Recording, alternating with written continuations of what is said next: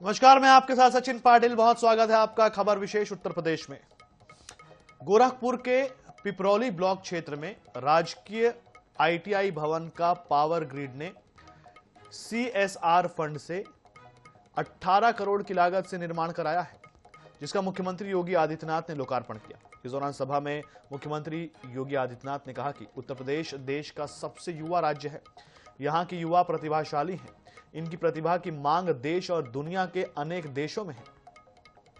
युवाओं को प्रशिक्षण से जोड़कर प्रदेश को देश और दुनिया के लिए कुशल मानव संसाधन का हब बनाया जाएगा। इसका संचालन प्रदेश सरकार करेगी। आईटीआई भवन के लोकार्पण समारोह में मुख्यमंत्री ने आगे कहा कि आबादी के लिहाज से उत्तर प्रदेश देश का सबसे बड़ा राज्य है। यहां 55 से 60% आबादी कामकाजी यानी कि युवा है। योगी ने आगे कहा, उद्योगों की डिमांड के अनुरूप ट्रेड में युवा ट्रेंड होंगे। इसके लिए शाखा के माध्यम से ट्रेनिंग दी जा रही है। कैंपस सिलेक्शन के जरिए यहां के उद्योगों में ही युवाओं का समायोजन होगा।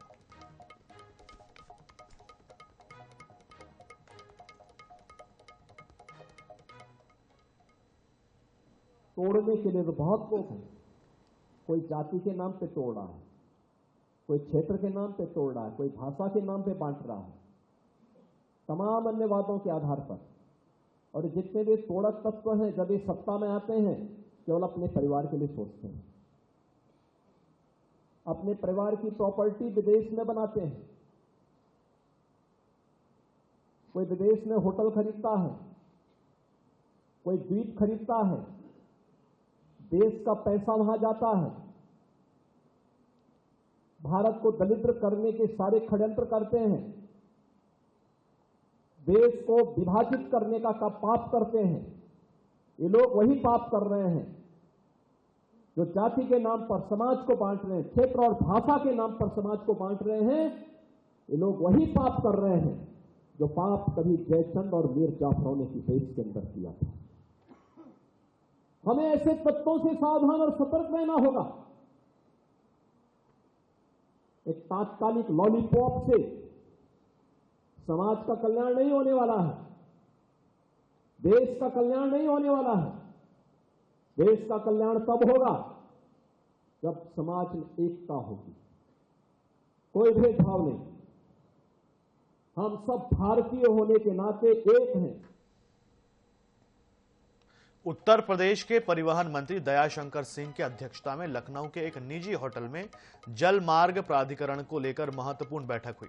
बैठक में अंतर्देशीय जल परिवहन को उद्योग, व्यापार, पर्यटन और लॉजिस्टिक्स के नए विकल्प के रूप में विकसित करने के कामों पर चर्चा की गई। बता दें कि जलमार्ग प्राधिकरण का गठन 9 सितंबर 2024 में किया गया था। इसमें अध्यक्ष, उपाध्यक्ष, मुख्य कार्यपालक अधिकारी के साथ 7 नामित सदस्यों को शामिल किया गया। समिति की मंगलवार को पहली बैठक हुई। बैठक में जल परिवहन को लेकर रोड मैप, भविष्य की रणनीतियां और विभिन्न विभागों के समन्वय पर मंथन हुआ। बैठक में प्रदेश और देश के अनेक जलमार्ग विशेषज्ञ, औद्योगिक प्रतिनिधि और संबंधित संस्थाओं के अधिकारी भी मौजूद रहे।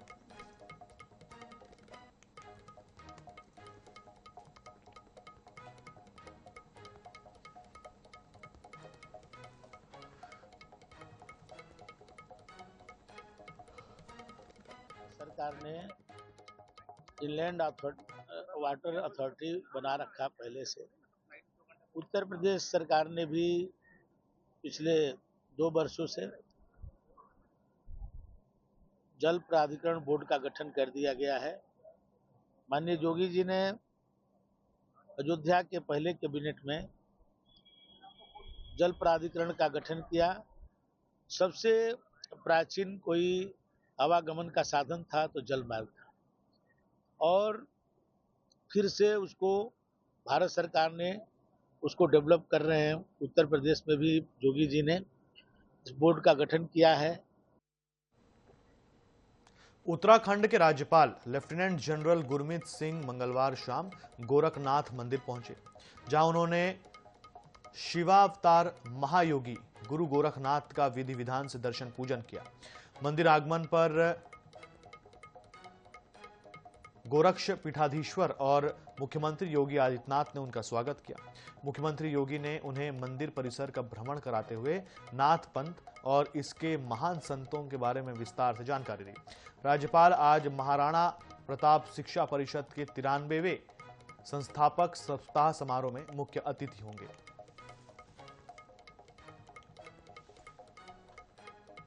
लखनऊ में मुख्य सचिव एसपी गोयल ने 13 दिसंबर को आयोजित होने वाली राष्ट्रीय लोक अदालत की तैयारियों को लेकर सभी जिलाधिकारियों के साथ वीडियो कॉन्फ्रेंसिंग की।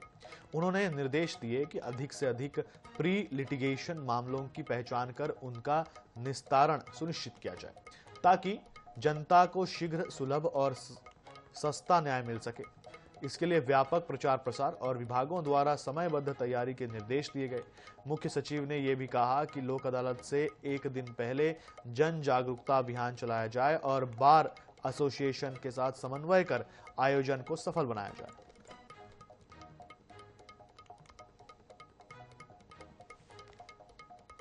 वाराणसी में कांग्रेस प्रदेश अध्यक्ष अजय राय ने अधिवक्ता राजा आनंद ज्योति सिंह हत्याकांड को लेकर पुलिस पर गंभीर आरोप लगाए हैं। बर्थरा कला गांव में परिजनों से मुलाकात के दौरान उन्होंने कहा कि हत्या में पुलिस की भूमिका संदिग्ध है और इसकी जांच हाईकोर्ट के सिटिंग जज से कराई जानी चाहिए। राय ने दावा किया कि मृतक 2024 से लगातार प्रार्थना पत्र देते रहे, लेकिन कोई कार्रवाई नहीं हुई। उन्होंने आरोप लगाया कि राजा आनंद ज्योति को कफ सिरप कांड से जुड़ी अहम जानकारी मिली थी, इसी कारण उनकी हत्या की गई। सैंपल को 9 दिन देर से लैब भेजे जाने पर भी उन्होंने सवाल उठाए। कांग्रेस ने कहा कि वह न्याय के लिए सुप्रीम कोर्ट तक जाएगी। बहराइच के चर्चित महाराजगंज हत्याकांड में अदालत ने फैसला सुनाते हुए 10 आरोपियों को दोषी करार दिया है और फैसला सुरक्षित रखते हुए सजा सुनाए जाने की तारीख 11 दिसंबर तय की है। यह निर्णय महत्वपूर्ण माना जा रहा है क्योंकि हत्या के बाद बहराइच में भारी बवाल भड़का था और मुख्यमंत्री के हस्तक्षेप पर सख्त कार्रवाई की गई थी। अब पूरे प्रदेश की नजर सदा पर टिकी हुई है। बता दें कि दुर्गा पूजा विसर्जन के दौरान राम गोपाल मिश्रा की हत्या कर दी गई थी, जिसके बाद पूरे क्षेत्र में भारी तनाव फैला गया था।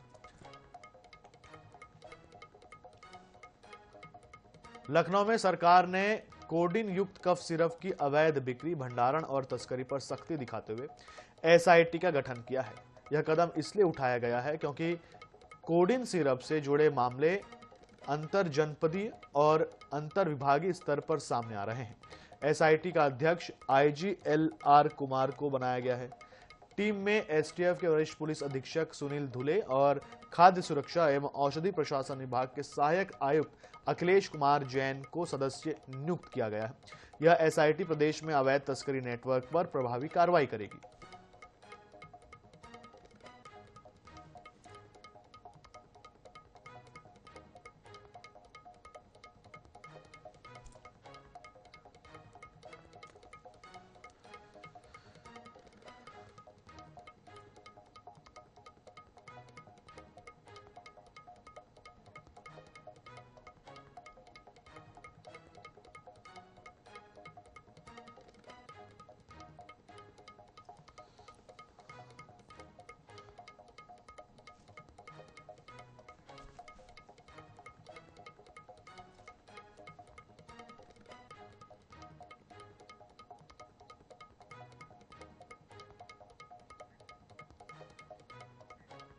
वाराणसी में रामनगर थाना क्षेत्र के सूजाबाद में एसआईटी की टीम ने छापेमारी कर प्रतिबंधित कफ सिरप की बड़ी खेप बरामद की।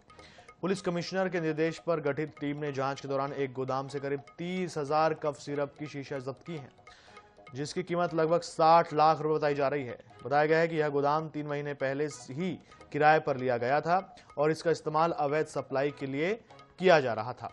एसआईटी ने पूरे गोदाम को सील कर आगे कार्रवाई शुरू कर दी है।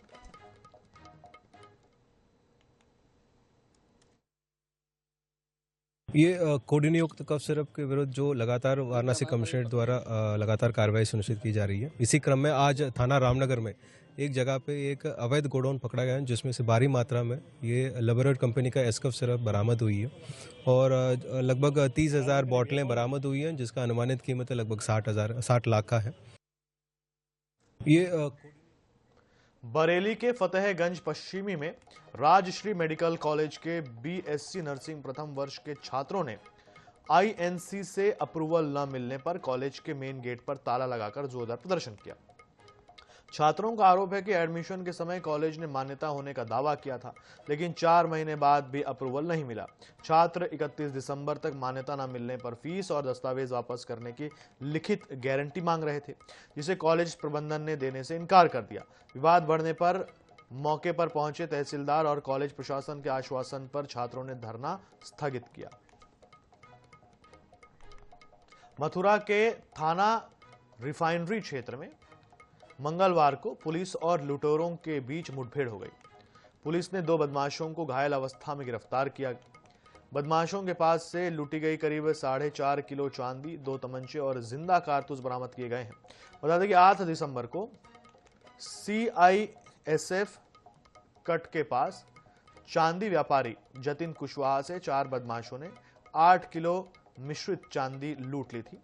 पुलिस अब फरार 2 अन्य आरोपियों की तलाश में जुटी हुई है।